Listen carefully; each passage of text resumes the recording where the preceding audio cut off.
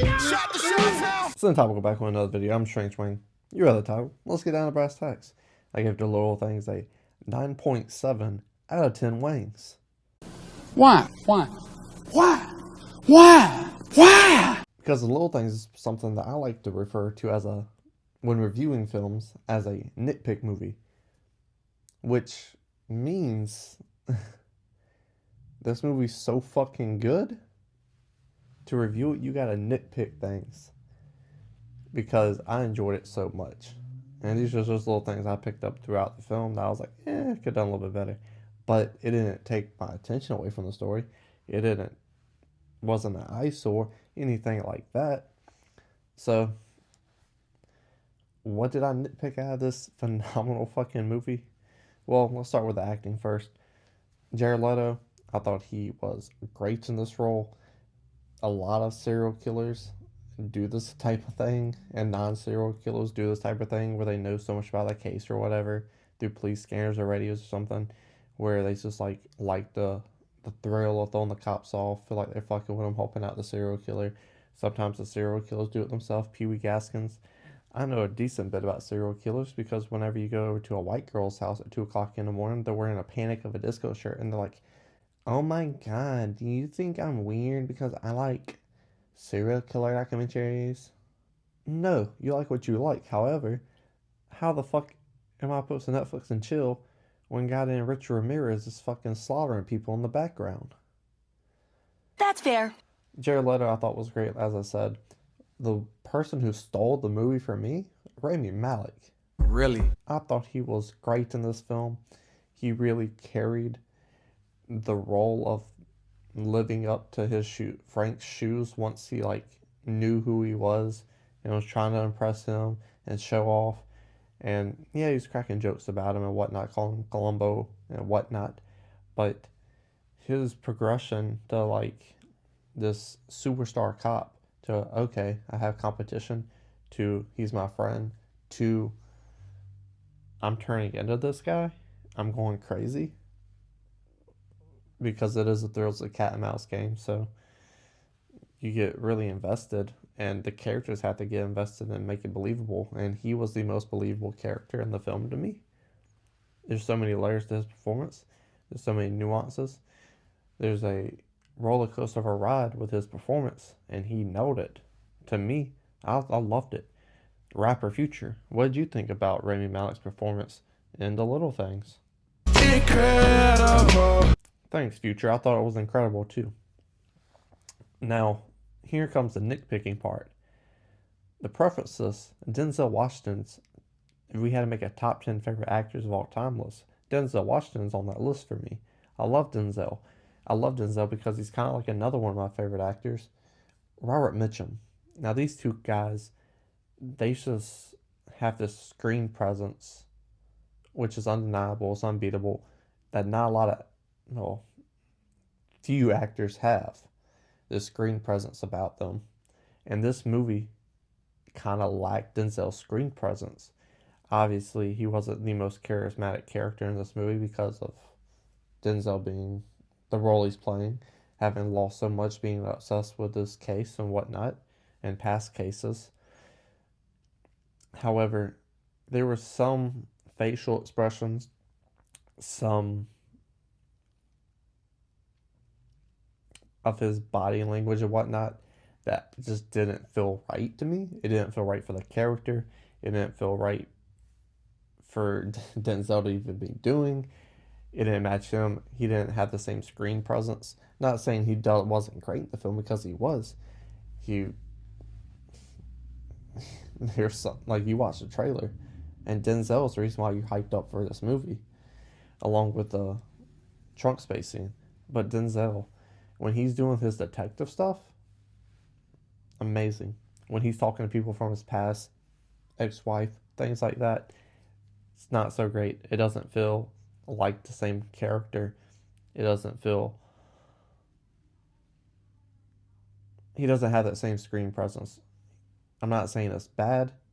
It stands out. It feels like you're watching another actor, another character in a film, played by Denzel. Wasn't a fan of it. Did it take me out of the movie? No. Of course not. Was Denzel Washington still great in this film? Next, we're going to talk about the writing. And let's get the nitpick out of the way. I can count on one hand. What the fuck was that? One hand, 5 fingers, lines that shouldn't have been in this movie because I felt like it was dumbed down. And it was like, obviously, you didn't need to say that, or this character didn't need to say that. There's one scene where Denzel is sitting in the dark, and instead of brooding Denzel just turning on the light when someone walks in, he says, knock, knock. Didn't really fit the character to me. Not knocking Denzel's performance on that. That line of dialogue just didn't fit the character for me. There's a few in this movie. Again, I can count them on one hand. I can't even use all my fingers because the dialogue is that good in this movie. I loved it. Look at the trailer. The dialogue fucking fits. It hits. It gets you pumped to see this movie. Along with Denzel's performance, those two things are like the real driving factor in this film. The story, again, this story's... I got a clip for this one. The story is... Perfection. This is a cat and mouse thriller throughout. We just did top 5 cat and mouse movies. It's coming out tomorrow, so subscribe so you can see that video tomorrow. Now that cheap plugs out the way, this is a cat and mouse movie. You're on the edge of your seat. You don't know who's getting got. You just know someone's getting got. And there's 2 cats and 1 mouse, and you're just on the edge of your seat the entire time. It's gripping. It's intenseful, thrilling. The tension's on a fucking 10 on a lot of these scenes in this film. I was glued to the screen for the entire 2.5 hours, whatever it was. You couldn't turn me away from the screen. I was hooked because as a story, this story made you ask questions about these characters, the heroes, the villains, the side characters even. You just kept asking questions and questions and questions and questions. Asking all them questions. To get you super invested and super hooked inside this film, inside this case, inside these characters' minds to see where it goes. So when you think they might get killed, you're just even more invested and you have to wait because the director's good, he's smart. You gotta wait to see what happens. And it just hooks you so much in this film. And that's like the best thing I can say about this film because it's a thriller. And it hooks you in because of the tension, mainly. And that's the job of a good thriller, to hook the audience member in so they can pay attention, they can ask questions, they can have this investment rise throughout the film into the climax until you can't stand it anymore, until you finally find out. And that's directing. I thought the directing did a near perfect job. And I say near perfect because, again, nitpicks. There's 1 or 2 continuity errors in the film. Just little stuff. Like Denzel, he's upright. And then he's slumped down in the bed and next cut. And you gotta show me that stuff. Because then it's just like bad editing to me. But overall, directing, I thought it was 10. Did a very good job showing off your skills as a director in the thriller category.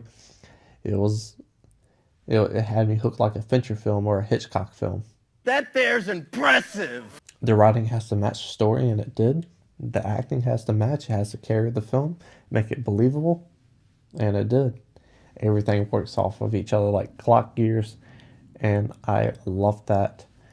And I love this movie, which is why I'm giving it a 9.7. One more thing! Something I just remembered and forgot, the cinematography. Cinematography is incredible too. You get a lot of good scenes showing all types of different places in California. Just even inside stores and whatnot. The cinematography, the dude's flexing. He's showing off his skills. But everything in this movie's great. Another thing I forgot, but I remembered, is sound design. The sound design was great throughout. I didn't dislike it. But there's just one scene where Ray Mack and Denzel, they're doing a stakeout. And they're very far away from this guy's place, Jared Leto's place. And you hear the door unlock and open. But you're still in the car with Denzel and Rami Malek. And it's like, there's no way in hell you would have heard that from all the way over there. So I don't know why they did it. Because the next scene they cut it and he's walking down the steps. I mean, I don't know why they went out of the way to do that sound, because It don't make no motherfucking sense. is there a door beside them? I didn't like that one bit. It kind of took me out of the movie for a second. I was like, that was a stupid decision. I was right back into it because the scene coming up is it's intense. But definitely need to check this movie out if you like thrillers. Again, Strange Wayne, moi, gave it a 9.7 out of 10. Waiting to know what you thought about the film down in the comment section below. Scroll back up, hit the like button, share the video, and subscribe.